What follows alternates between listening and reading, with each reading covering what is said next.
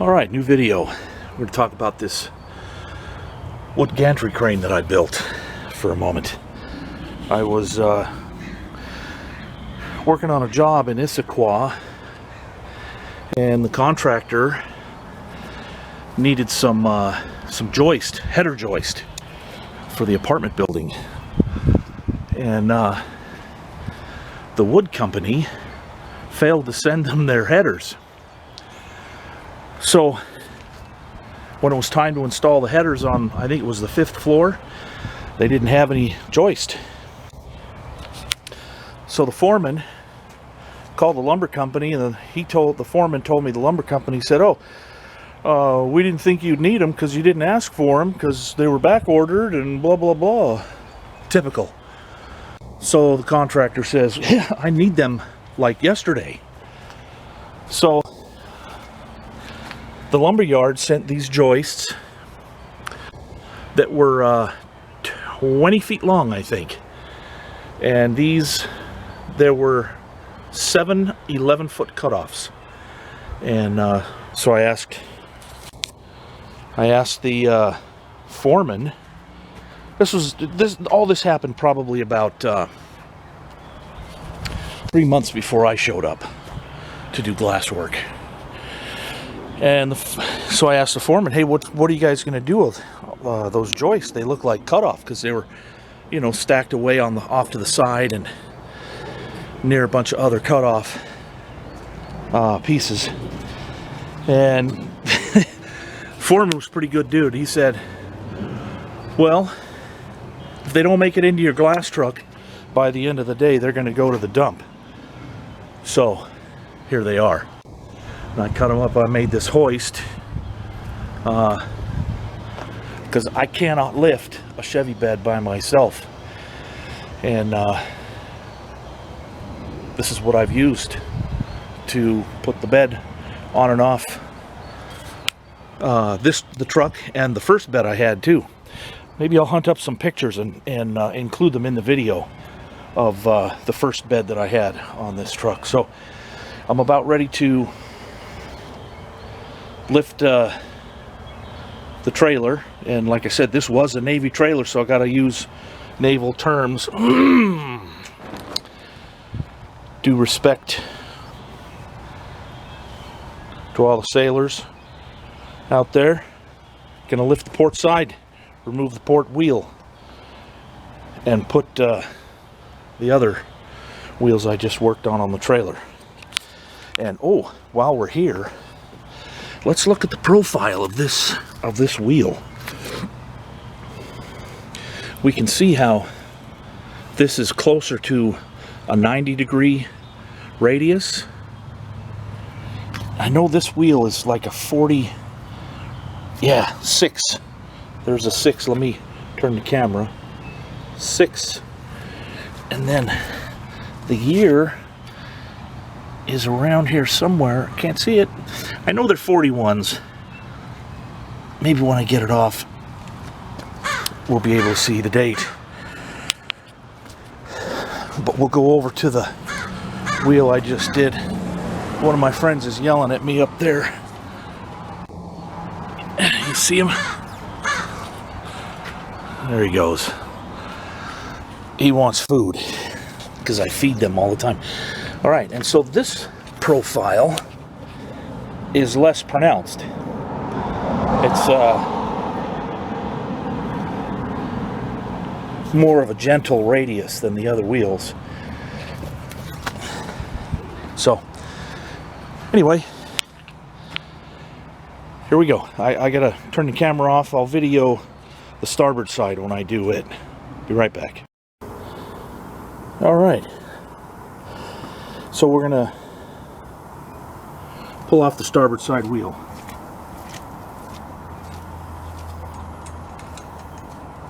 The thread pattern is specific. So to loosen these wheels, loosen these lug nuts on the starboard side is counterclockwise. To loosen them on the port side is clockwise. Something to do.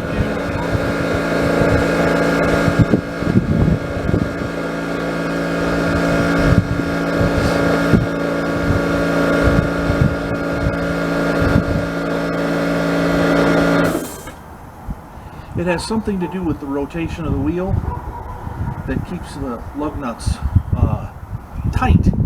I don't know why, but I just crack them loose.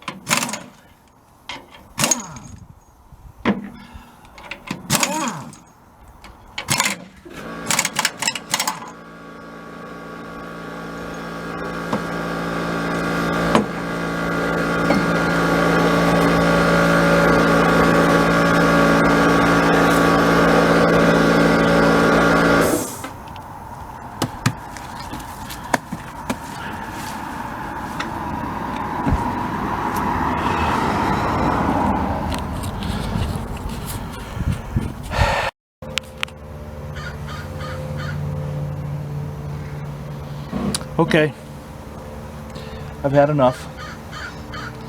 I'm gonna buy a tripod. Now the frickin' air compressor. Let's talk about tread pattern for a minute. So these tires are Specialty Tires of America, STA. They're made in the United States. There it is.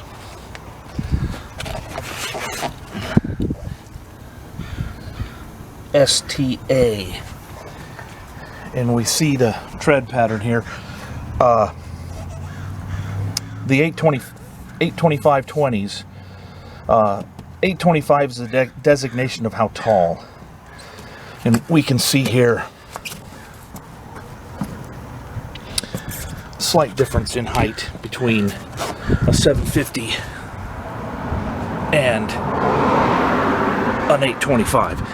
Anyway, Denman was making tires for a while. Very good tires.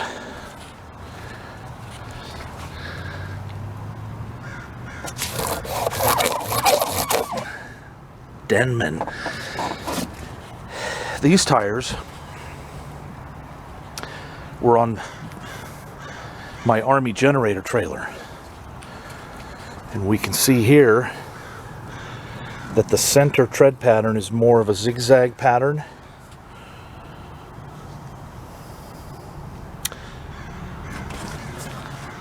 Than the STAs. And also the negative space between the lugs is more pointed than the STAs. Denman made really good tires. They went out of business probably 1996 or 98. It's just really expensive to make tires. Don't know what happened to the molds, but let's throw this tire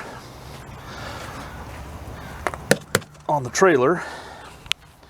Hopefully the camera won't fall over again. So today I'm going to order a tripod because it's irritating to have to do take two. All right.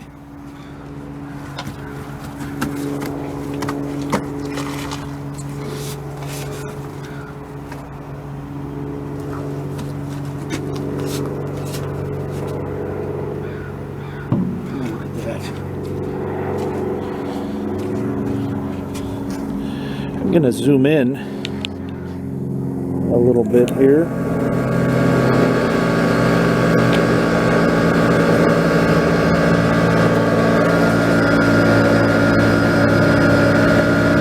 Good.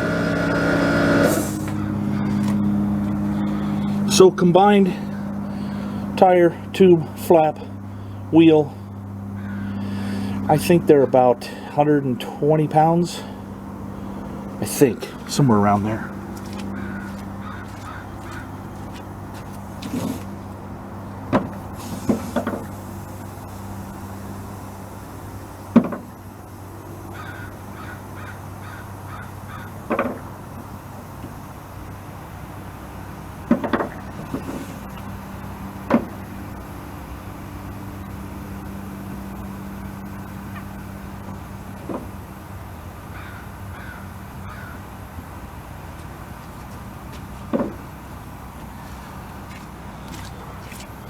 Alright, so that's just regular wheel bearing grease. And all I'm doing is just taking a little bit and swiping it inside to help the threads stay lubricated.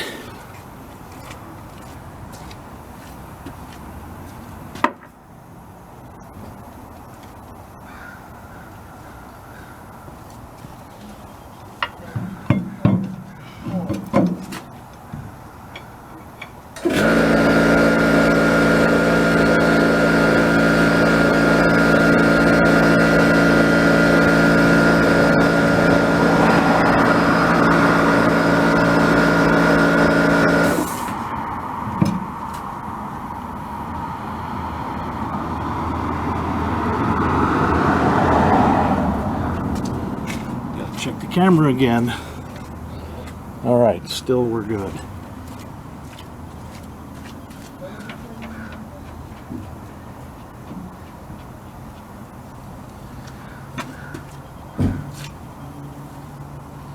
Let's talk about something else real fast right here. So you can see the lug nut is convex. There's a hole in the rim that's concave. And that's what centers up the wheel. Let's go take a closer look. All right.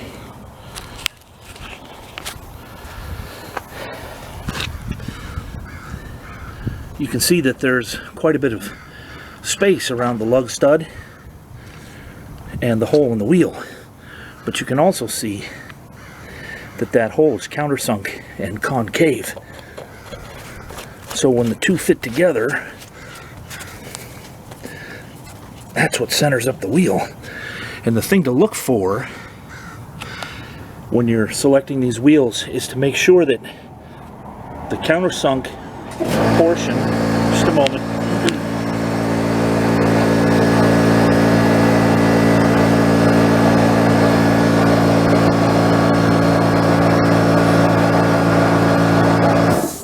so that the countersunk portion isn't oval shaped. That's a sign that a wheel has been the lug nuts have been too loose, and it's come loose driving down the road. I'm giggling a little bit because I got crows all around. I told you in that other video with the corn chips, they're extremely smart birds. I'm the only one in the neighborhood that feeds them, and they're making noise because they want a free lunch. But I'm busy. I don't have time for their shenanigans right now. Okay. There we go.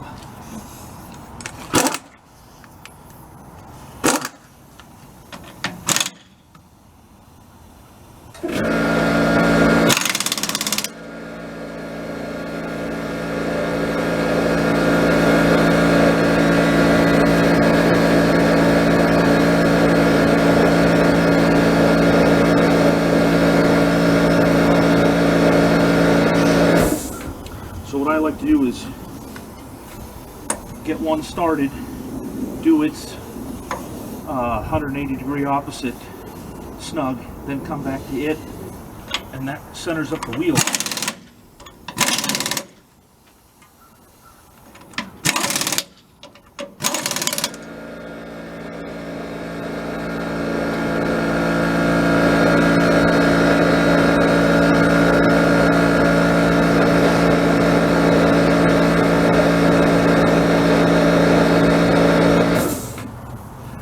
So now,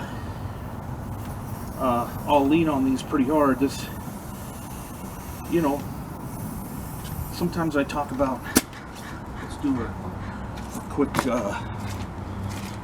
tool info. So this is a Chicom special. Central Pneumatics used to be here, I think in Chicago, used to be Chicago Pneumatics, and before that Chicago Tool.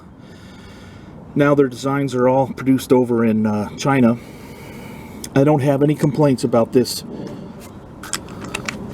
half-inch drive impact, other than it's getting old. I think I've had it for, God, I don't even know how many years. But on high, number 6, it's strong enough to hold the lug nuts on. And what I do, because of my smaller air compressor, is I wait for the pressure to build all the way full, and then I lean on the lug nut until it stops turning.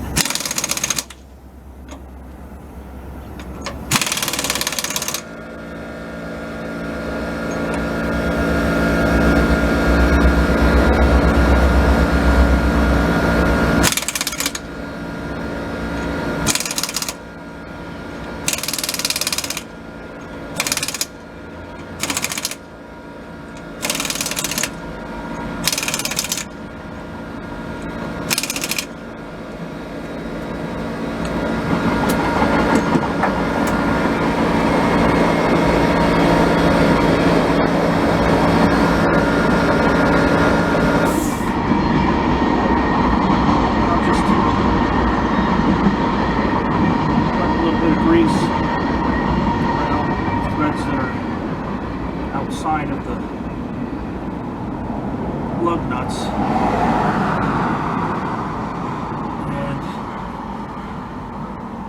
that'll keep the threads from getting too rusty. I'll just wipe off the excess here. I don't know, it looks like the camera fell again, so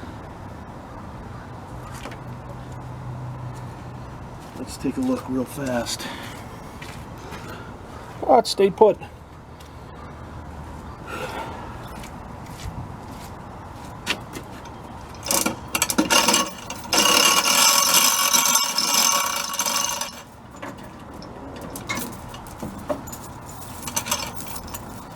All right, that's it.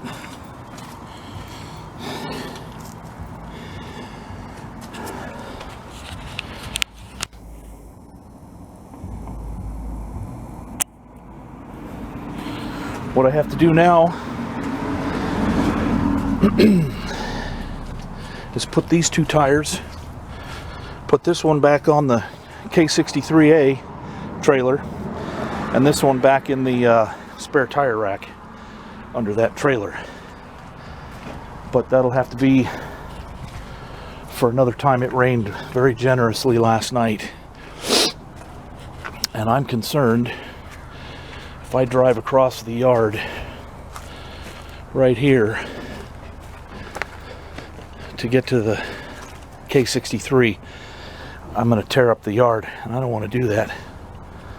So I'll just roll the wheels back in here and they can sit there for a little bit. So that ends this video. Thanks for watching. Later.